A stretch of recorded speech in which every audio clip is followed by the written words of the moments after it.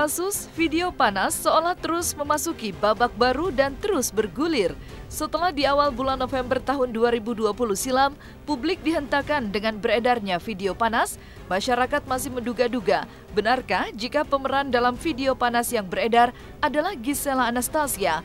Dan setelah melewati proses yang sangat ditunggu-tunggu masyarakat, akhirnya polisi pun memberikan penjelasan di depan publik jika video panas yang beredar benar adanya adalah Gisela Anastasia beserta dengan penetapan Gisela Anastasia dan MYD sebagai tersangka. Maka setelah ditetapkan sebagai tersangka, polisi menjadwalkan Gisela Anastasia dan MYD pada hari Senin 4 Januari 2021. Dan pada kenyataannya, yang hadir hanyalah MYD, sementara Gisela Anastasia memberikan surat kepada polisi tidak bisa hadir pada proses pemeriksaan sebagai tersangka dengan alasan menjemput kepulangan Gempi dari Bali. Dan setelah selesai diperiksa belasan jam lamanya, MYD pun memberikan keterangan di depan media dengan meminta maaf dan mengakui menyesal atas perbuatan yang sudah dilakukannya selama ini bersama Gisel. Lalu, akan seperti apa kasus perkembangan video panas Gisela Anastasia beserta dengan MYD? Dan yang tak kalah menghebohkan adalah media asing yaitu Taiwan dan juga Inggris yang turut memberitakan dan menyoroti kasus video panas Gisela Anastasia. Lalu, seperti apa alasan media asing turut memberitakan kasus video panas Gisela Anastasia dan MYD? Saksikan selengkapnya hanya di Cumicam In-Depth berikut ini. Hai Cumi Lovers, bersama Cumicam In-Depth kami sajikan kabar lengkap, mendalam dan akurat dari narasumber terpercaya. Dan jangan lupa untuk like, subscribe dan juga share channel YouTube ini.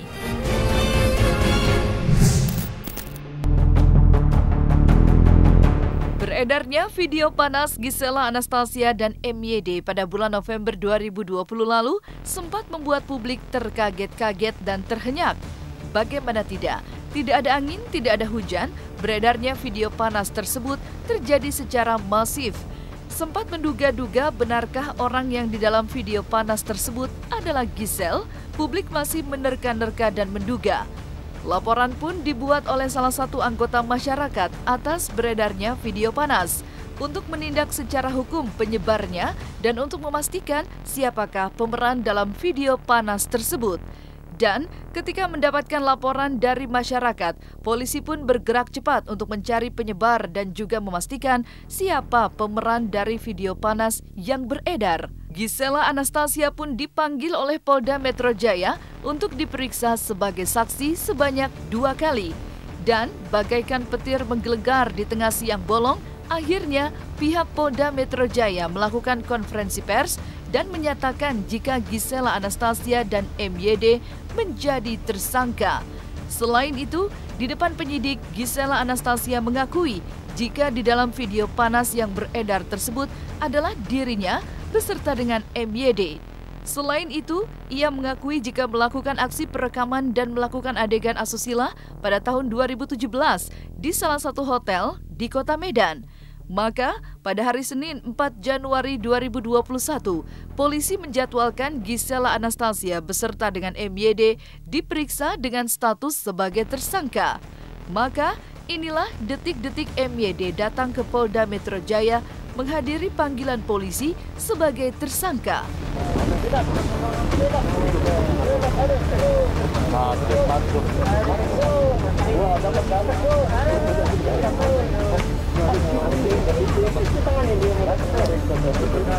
Dan ketika pada pagi hari datang untuk menjalani pemeriksaan sebagai tersangka kasus video panas, MYD akhirnya menjalani pemeriksaannya sebagai tersangka secara maraton dengan hampir menjalani belasan jam pemeriksaan di depan polisi.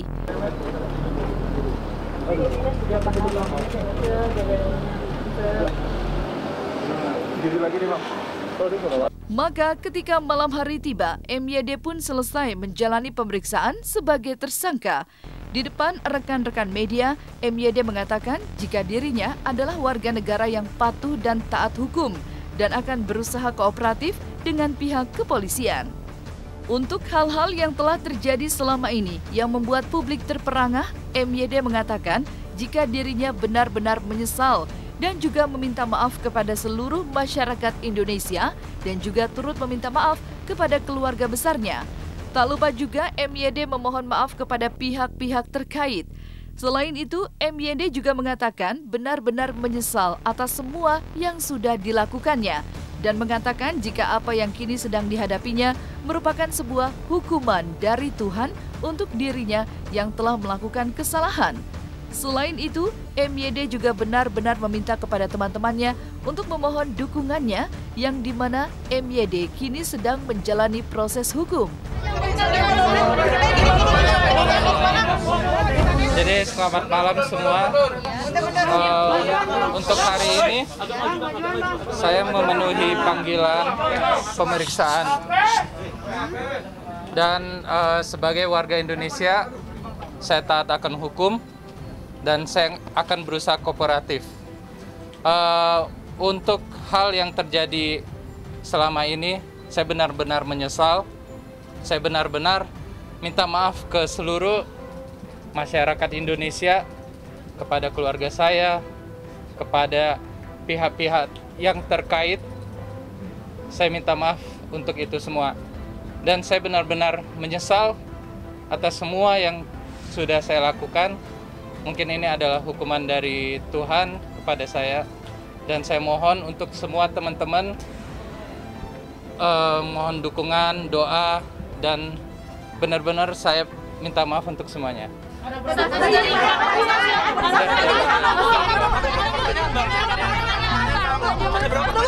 pertanyaannya Mas Bobo? Mas Bobo, gimana tadi pertanyaannya Mas Bobo? Bang Bobo, tadi gimana?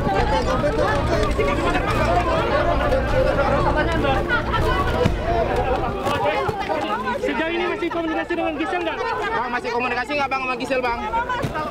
Bang, masih komunikasi nggak Bang sama Gisel? Maka ketika MYD yang dijadwalkan oleh pihak penyidik untuk datang dan hadir untuk dilakukan pemeriksaan sebagai tersangka, di sisi lain hal yang berbeda datang dari Gisela Anastasia. Jika sebelumnya 2 kali jadwal pemeriksaan terhadap dirinya sebagai saksi sebanyak 2 kali, Gisela Anastasia selalu hadir sesuai dengan yang dijadwalkan oleh pihak kepolisian. Dan ketika Gisela Anastasia kembali dijadwalkan untuk diperiksa sebagai tersangka oleh polisi, Gisela Anastasia tidak hadir. Pihak polisi pun mengatakan kepastian tidak hadirnya Gisela Anastasia di panggilan sebagai tersangka ini adalah dengan datangnya surat yang mengatakan tidak bisa hadir karena menjemput sang buah hati yang baru tiba dari Bali.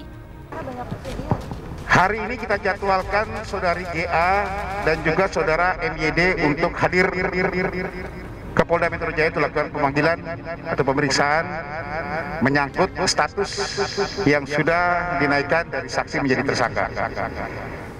Sekitar pukul 10.30 tadi, saudara MYD sudah hadir dan kita lakukan protokol kesehatan di sini. SOP-nya adalah melakukan rapid test. Hasilnya non-reaktif. Rapid test antibody non-reaktif. Kemudian kami lanjutkan dengan rapid antigen atau swab antigen. Juga hasilnya adalah non-reaktif.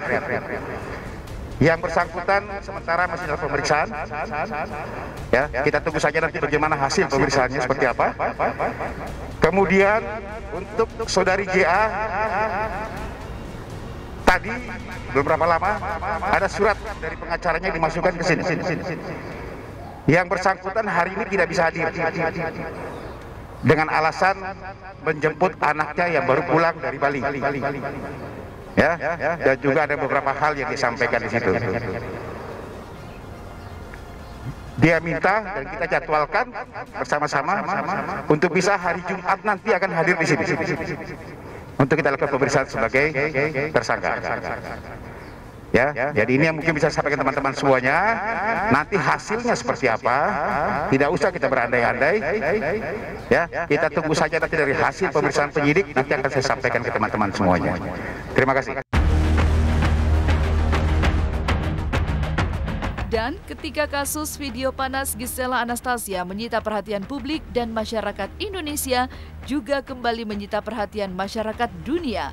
Dan yang heboh di media sosial adalah ketika salah satu televisi di luar negeri, salah satunya Taiwan, menayangkan pemberitaan kasus video panas Gisela Anastasia dengan MYD. Maka yang menjadi pertanyaan adalah, mengapa media asing turut menyoroti kasus video panas Gisela Anastasia dan MYD yang masih menghebohkan masyarakat Indonesia saat ini? Seperti inilah analisis pakar komunikasi menilai dan menjelaskan mengapa televisi asing turut juga memberitakan kasus video panas Gisela Anastasia dan MYD yang terus dan masih hangat serta menjadi bahan perbincangan masyarakat Indonesia. Media asing itu sudah berpikir tentang media kompetitor antar negara, gitu ya. Jadi ini juga ada kaitannya, mungkin nanti suatu saat mereka bisa menjatuhkan reputasi negara tapi dengan cara yang kecil. Gisela ini kan sebetulnya kasus kecil, sebetulnya bukan kasus besar ya. Kalau kita bicara kasus besar ya nggak ada apa-apanya lah kalau kita bandingkan dengan kasusnya korupsi dana BLT, gitu kan. Mau kita bandingin dengan kasus korupsi yang dilakukan oleh import benih lobster, itu kan nggak ada apa-apanya itu. Tetapi media asing itu mereka sudah menganggap media luar itu sebagai kompetitor mereka. Terkadang media kita masih menganggap bahwa media yang masih dalam satu lingkup lokal itulah kompetitor. Tapi mereka kalau ketika di media asing mereka sudah menganggap kita sebagai kompetitor, gitu. Karena apa? Karena ada persoalan di balik itu. Yang diganggu nanti siapa? Yang diganggu adalah citra reputasi negara kita. Kan begitu caranya. Ya kan? Dulu waktu ketika masih ingat dengan kasus Ariel, gitu ya, Ariel Luna Maya Cutari itu, ya kan, negara kita sempat tercoreng di mata luar. Bahkan pada saat itu sempat mendapat tanggapan dari salah satu bintang porno dari Amerika untuk mengajak Ariel kan berangkat ke sana, ayo kita bikin film bareng kan, gitu ya. Oh gitu sih. Iya. Dan itu memang tujuannya adalah untuk mencari keburukan dari reputasi negara kita yang runtuh kan, gitu kan. Berarti artinya yang pasti alasan lebih logisnya mungkin karena pertama karena Gisel artis terkenal di Indonesia juga itu termasuk kan? Iya. Termasuk. Makanya media TV Taiwan tuh mengangkat kita. Betul. Dia figur.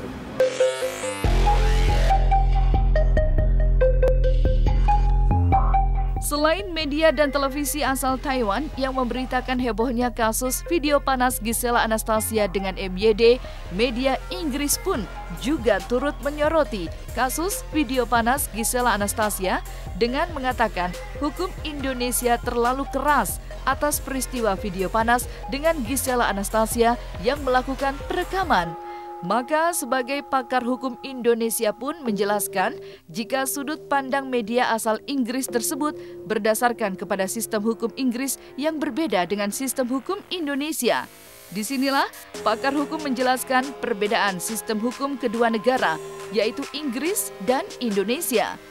Ketika media asing sedang menyoroti kasus video panas Gisela Anastasia, pandangan tersendiri dari Komnas Perempuan pun terjadi. Maka jika pihak kepolisian telah menetapkan Gisela Anastasia sebagai tersangka, pendapat berbeda datang dari Komnas Perempuan. Melihat kasus yang sedang dihadapi oleh Gisela Anastasia, Komnas Perempuan justru melihat posisi Gisela Anastasia sebagai korban. Karena ketika Gisela Anastasia melakukan perekaman video panasnya bersama dengan laki-laki berinisial MYD adalah ranah privasi dan bukan tindak pidana. Bahwa ada media asing ya, iya benar Pak, ada media Inggris ya, ada media Inggris mengatakan bahwa hukum Indonesia itu kejam gitu ya, hukum Indonesia ini. Nah ini yang harus diluruskan gitu ya, bahwa di Indonesia itu ada undang-undang pornografi ya. Di setiap negara itu lain kulturnya ya, di setiap negara itu lain sistem hukumnya juga gitu. Umpamanya di Inggris itu sistem hukumnya common law ya, sama juga dengan negara yang pernah dijajahnya. Sedangkan Indonesia itu menganut civil law. Ya, civil law itu hampir semua jajahan Belanda atau jajahan orang-orang Eropa yang menganut sistem hukum civil law, itu sistem hukumnya sama. Nah, ya, itu satu. Terus yang kedua, apa bedanya common law civil law? Kalau common law itu hukumnya adalah hukum yang hidup di dalam masyarakat, sehingga dia tidak tergantung pada undang-undang, tergantung pada putusan. Karena di pengadilan juga ada ada juri, selain hakim ada masyarakat yang mengadili untuk mengadili. Sedangkan di civil law itu hukumnya adalah dibuat oleh penguasa, dalam hal ini presiden dan DPR. Nah, itu satu. Yang kedua, faktornya adalah bahwa di masing-masing negara itu menganut filosofi hidup yang liberal dan non liberal. Nah, itu juga bisa membedakan. Nah, liberal artinya dia sangat menghargai hak asasi manusia sampai soal-soal yang paling sensitif sekalipun. Gitu. Seperti umpamanya itu tadi ya, menghormati orang yang membuat video untuk dirinya sendiri, ya, tapi juga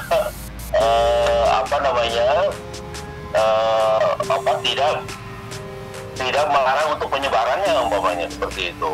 Dalam kasus GA, sebagaimana yang telah disampaikan kepada publik oleh Komisi Nasional Anti Kekerasan Terhadap Perempuan, kami tetap berpendapat bahwa GA adalah korban dari pendistribusian konten yang bersifat pribadi dan dibuat hanya untuk kepentingan pribadinya. Jadi kami berpendapat bahwa fokus kita harus untuk melihat dan memastikan proses pemindahan itu dilakukan kepada penyebar luas, dan aparat penegak hukum perlu memastikan bahwa proses hukum ini tidak melakukan kriminalisasi kepada korban.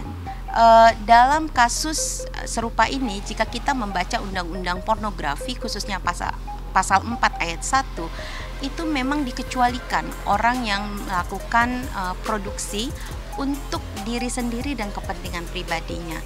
Dan ini yang harus mengikat ketika membaca pasal-pasal berikutnya, bukan dianulir pasal-pasal pengecualian ini karena pasal-pasal lainnya.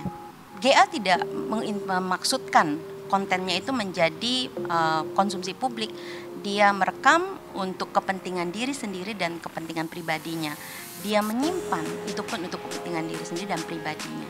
Nah, memang pada saat yang bersamaan kita perlu lihat siapa yang sebetulnya mendistribusi. Nah, si pendistribusi inilah yang sebetulnya melakukan kejahatan sesuai dengan bagaimana pengaturan di dalam undang-undang pornografi itu sendiri. Nah, selesai sudah Cumi Lovers bersama Cumi Camp In Depth. Kabar lengkap, mendalam, dan akurat dari narasumber terpercaya. Dan jangan lupa untuk like, subscribe, dan juga share channel YouTube Cumi Cumi.